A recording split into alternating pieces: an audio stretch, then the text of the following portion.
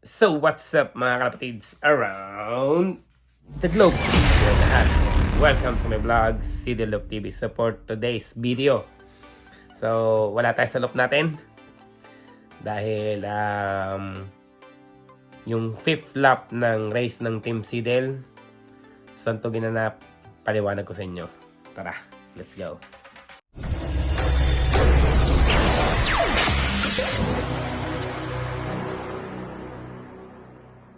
So yun mga kapatids, yung fifth lap ng Team Sidel is 2 race point, 4 races.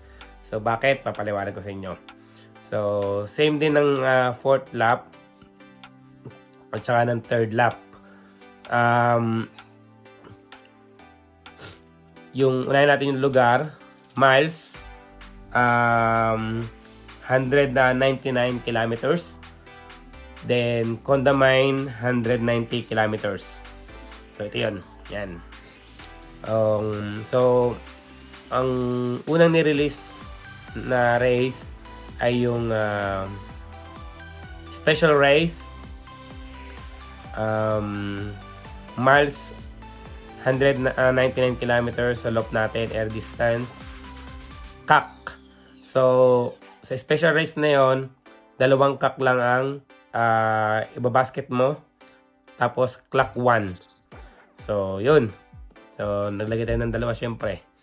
Tapos sa flat race naman is kung ilan yung available na mga racer mo, pwede mo isakay. And then inirelease ang miles special race ng 8 in the morning.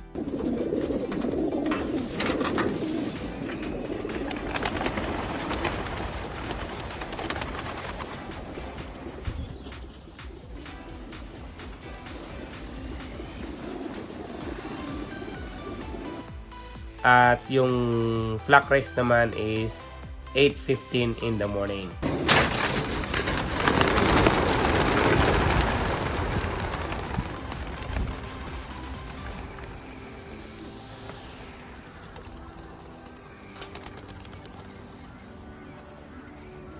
So yun.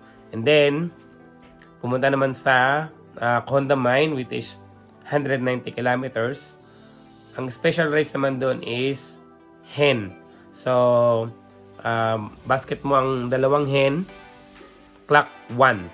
So, nirelease yung special race ng 9 in the morning.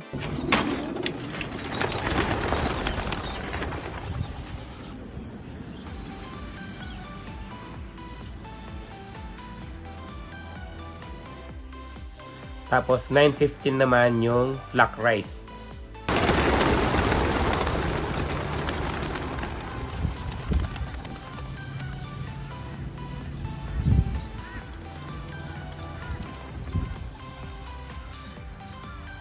Ayun.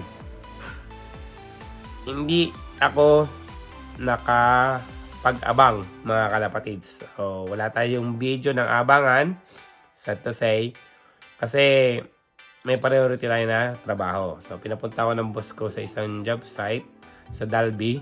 So, yung sa unang first lap namin. So, mga 70 kilometers yun, di ba? Or 80 kilometers air distance yung Dalby. So, doon ako nagtrabaho nung oras ng karera ng Team Sidel. So, kailangan focus ka sa trabaho. Kaya, sinet ko na lang yung clock ko. Kung pumasok agad sila, salamat. Kung hindi, ayos lang, basta makauwi. So, kahit gustuin ko na umabot ako sa oras ng abangan, hindi talaga kakayanin. Kahit 1 oras mahigit din yung biyahe dun sa job site. So, focus tayo sa trabaho. Tsaka kaya tayo dito sa ibang bansa is para magtrabaho. Yung pagkakalapati is natin, hobby lang natin. So, yun. So, ano ba naging resulta ng karera mga kalapatids? So, nandito ako sa bahay ngayon. So, dala ko yung clock. Ibabalita ko sa inyo. Malungkot yung pauwian. Hindi lang ako mga kalapatids. Kahit yung ibang mga kaklab ko, lalo na doon sa miles na race. Maraming walang ibon. Talagang Um, Ewan ko, mahirap magsalita. Hindi natin talagang, sabi ko nga sa mga huling vlog ko, once na pinakawalan mo yung kalapati, hindi na natin kontrolado yung pwede mangyari sa kanila. So, ang magagawa na natin is i-condition sila. Yan. At yung uuwi, yun yung the best na ibon. Diba? Pero talagang hindi mo pa rin talaga maiwasan na talagang mag-isip, malungkot dun sa nangyari. So, ang pinadala natin sa miles, so ito yun. Pinadala natin 17 na ibon. Tapos, ang umuwi sa 17 is 11 lang sa flock race ng miles. Tapos, yung cock pair natin na clock 1, para silang nakauwi within the day. Tapos, sa Condamine flock, nagpadala tayo ng 22 na warriors. 16 lang ang nakauwi, mga kalapatids. So, yun nga. At sa Condamine naman na special race, isang hindi na uwi sa special race natin. So at least, sa bawat category is nakapagpa-uwi tayo. So ang resulta naman ng naging karera, kasi yung karera ng mga kalapatids ay combined race ng Dalby Club. So, yung unahin natin yung miles. So, pang 7th place tayo mga kalapatids. So, yan talaga. Pang 7th place tayo. Tapos sa miles, yun ay sa miles cock special race. 7th place tayo. Ito yun. Yung records yan. Tapos sa miles flock race naman, naka 3rd place tayo. So yun. Medyo okay na rin. Hindi natin alam kasi wala tayo dun sa abangan eh. Hindi natin alam kung tumambay muna kasi syempre pahirapan yung race. Nagpahinga muna sa pumasok. Yun. So, tapos sa Condamine naman na hens, clock 1, 3rd place naman tayo doon. Tapos sa Condamine flock is naka 5th place naman tayo. So, okay din naman. At least kahit wala tayo doon, nag-perform naman yung mga warriors natin. So, down tayo ng tig-6 sa bawat flock. Tapos may isa tayong hindi nakauwi sa special race. So, yun. So, hindi ko, iniisip ko kung may problema ba sa conditioning o ganyan. Siguro, aminin ko na mga kalapatids, ang ginawa kong conditioning sa Team Seedel ay nasobrahan ako sa open loop. Kasi nga, lagi ako nasa field ng trabaho.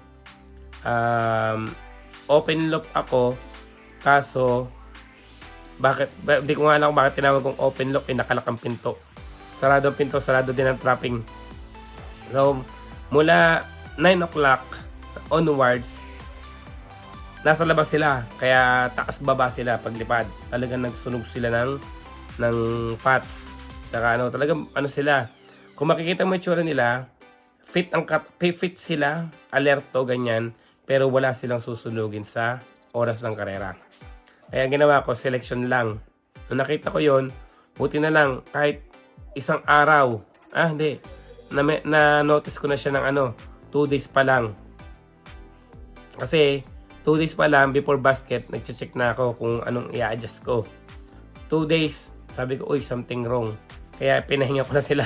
Sabi ko, pinahinga ko na sila. Tapos, sa 2 days na yon, nirecover ko sila. Meron talagang quick recovery na ibon. So, talagang pa rin. So, kaya ganun lang kaunti yung sinalang ko. Yung mga inaasahan ko sa special race, hindi ko sila sinakay. Kasi mas ihahanda ko na sila sa susunod na lap. Kasi yung susunod na lap is may ganun distance ulit. Pero iba na yung category ng special race.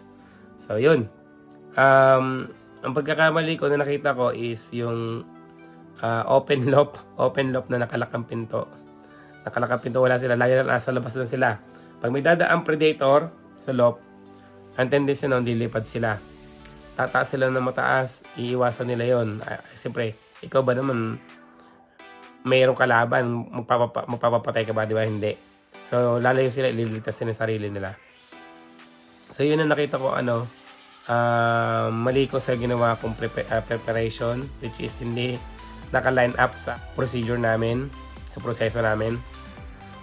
So yun. So move on. No, lesson learned sa nangyari. So sana makababoy tayo ngayong 6 lap. Pero sabi ko nga lagi, kung ano yung pagkaloob, yun ang ipagtithankful natin. At kung nasa oras ulit ng trabaho, ganun ulit.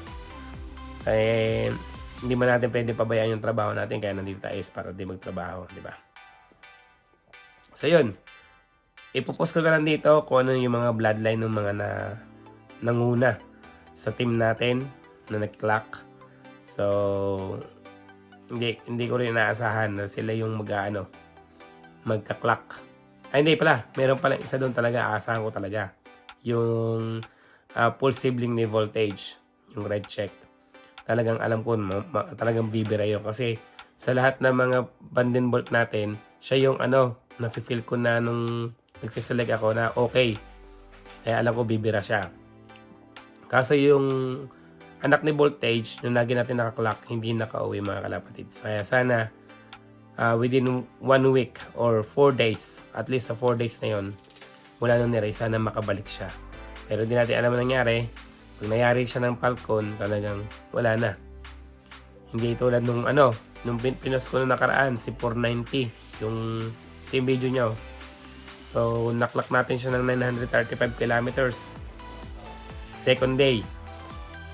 Tapos, itong 80 kilometers na race na talagang totally dark yung napakaulap mula sa race point papunta rito. Hindi siya nakauwi. 1 month siya bago nakauwi kasi nadisgrasya siya ng Falcon. Pero nagpa-recover siya sa kung saan man lugar. Nagpagaling siya tapos umuwi siya sa atin. So talagang bilib ako sa ibon na to. So gift birth siya sa atin ni Michael Frame, si 490. So ito yung record ni 490 mga kalapatids yan. Yan. So yun.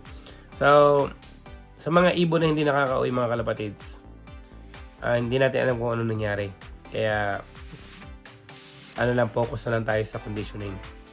Tapos focus din tayo sa mga nakauwi. Kasi sila yung gustong lumaban pa para sa team mo. So yun mga kalapatids. So mga kalapatids, pagpasensya nyo muna, wala tayo videos ng abangan. Ito lang yung naging records ng ating Team Seidel. So thankful pa rin ako sa mga nangyari. Yan. Thankful pa rin, may nakauwi. Siyempre. So, mas masakit pag wala tayong napaklak sa karera, di ba? Ayan mga kalapatids, patuloy nyo lang pong subaybayan yung karera ng Team Seidel at maraming salamat po sa inyong lahat. Ingat po kayo lahat palagi. Bye-bye.